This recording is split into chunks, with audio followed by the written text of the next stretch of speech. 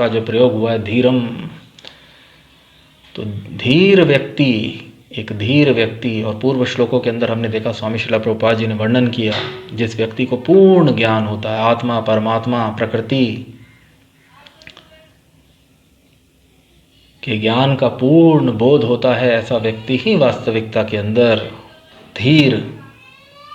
हो सकता है, जिसका अपने मन, अपनी इंद्रियों पर पूर्ण नियंत्रण हो।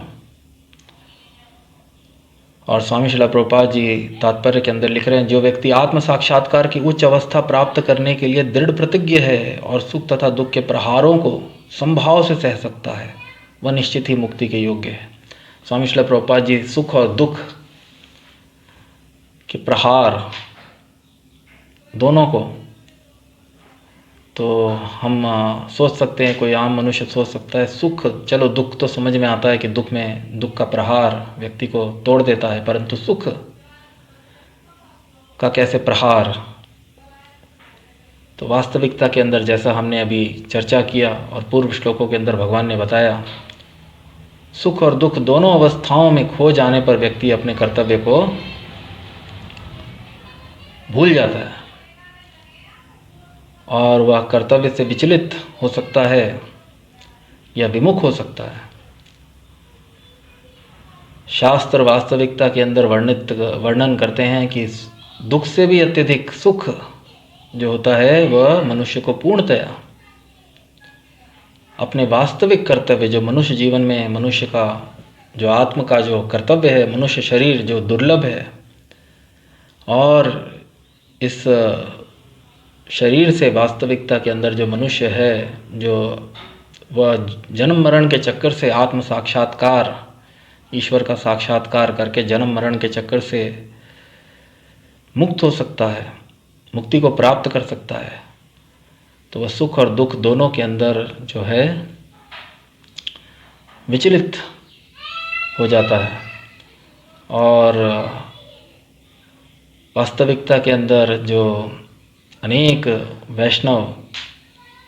जो आचार्य हैं वो वर्णन करते हैं कि सुख दुख से भी अधिक, दुख में सब हरि भजे सुख में भजे न कोय, सुख में यदि हरि भजे तो दुख कहाँ से होए। दुख से भी अत्यधिक प्रहार जो होता है वास्तविकता में सुख का होता है। और मनुष्य जो अपना वास्तविक कर्तव्य है मनुष्य जन्म का, आत्म साक्षात्कार व ईश्वर साक्षात को पूर्णतया भूलकर इस स्वप्न रूपी जीवन के अंदर पूरी तरीके से खो जाता है। एक पुण्य आत्मा दुख के अंदर हरि का सुमिरन करता है, हरि का भजन करता है।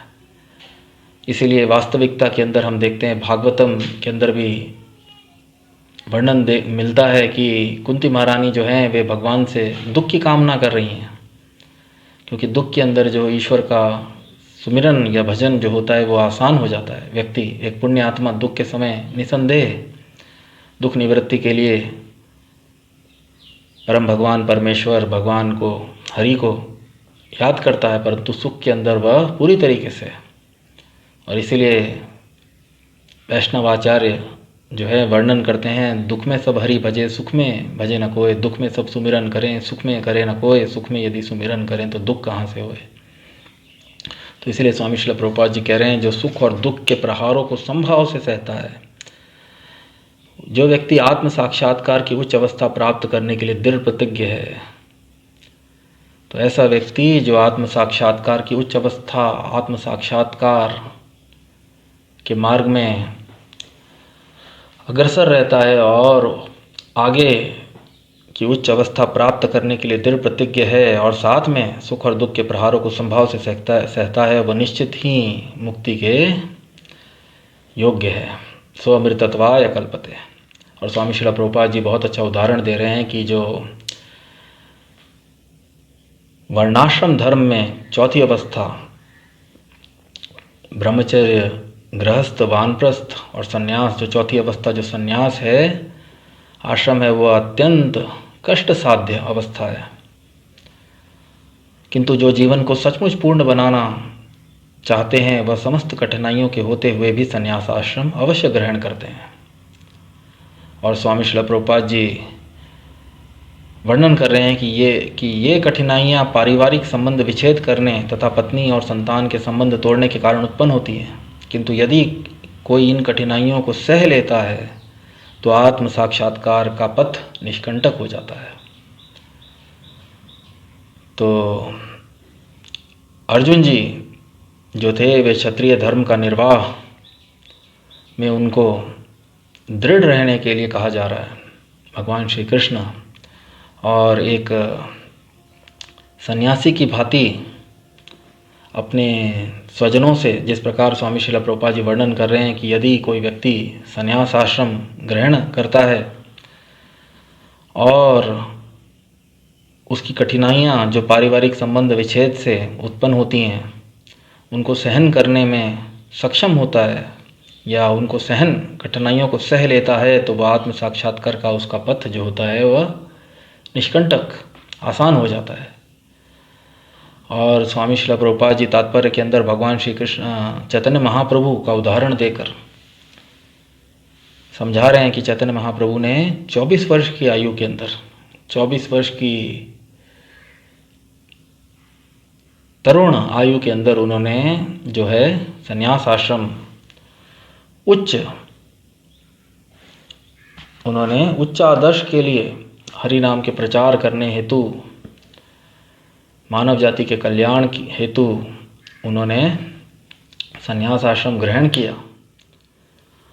और उन्होंने अपने कर्तव्य पालन में स्थिर बने रहे। हालांकि उनकी स्वामी श्रील प्रभुपाद जी यद्यपि उन पर आश्रित उनकी तरुण पत्नी तथा वृद्ध माँ की देखभाल करने वाला अन्य कोई न था, तो भगवान श्री कृष्ण ने स्वयं उदाहरण देते हुए,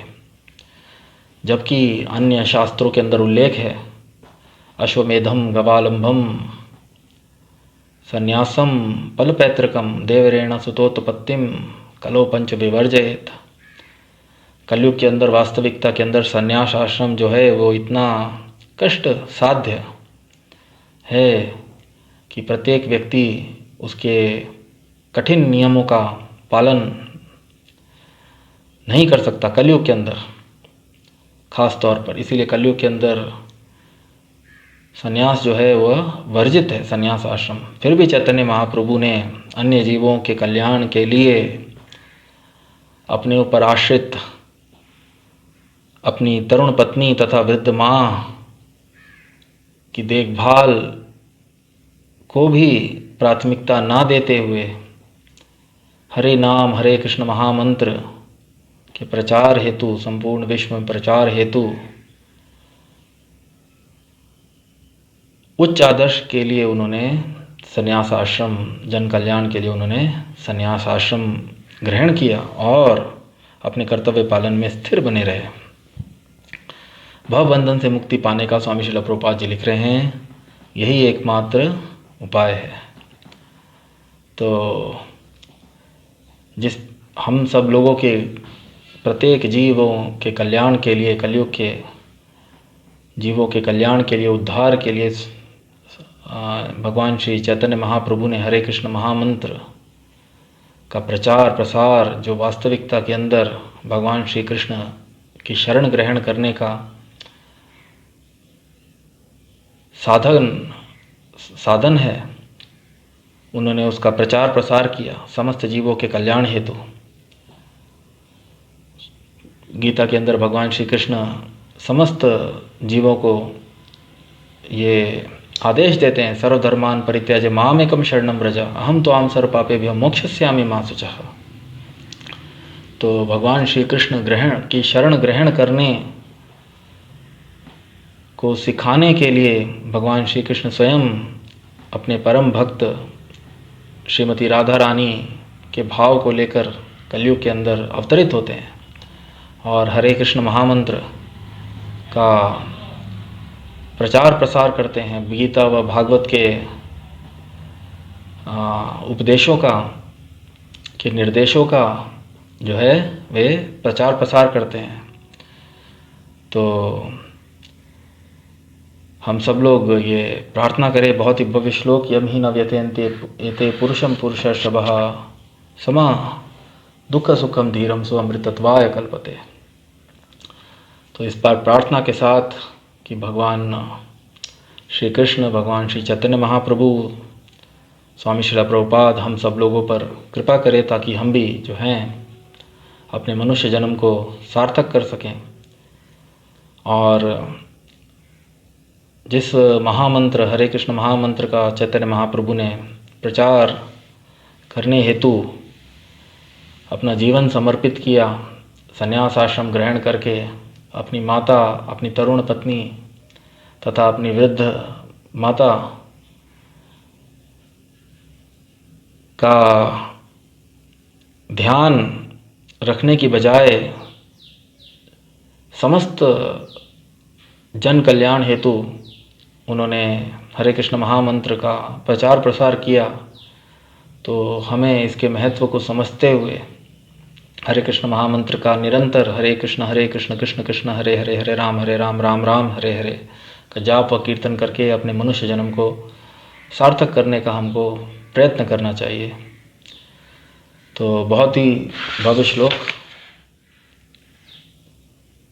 14वें और 15वें श्लोक पर हमने स्वामी श्रील प्रभुपाद जी के तात्पर्यों व शिक्षाओं से हमने अनेक कृष्ण भावनामृत सिद्धांतों को समझने का प्रयत्न किया। तो आने वाले सेशन में हम और श्लोकों पर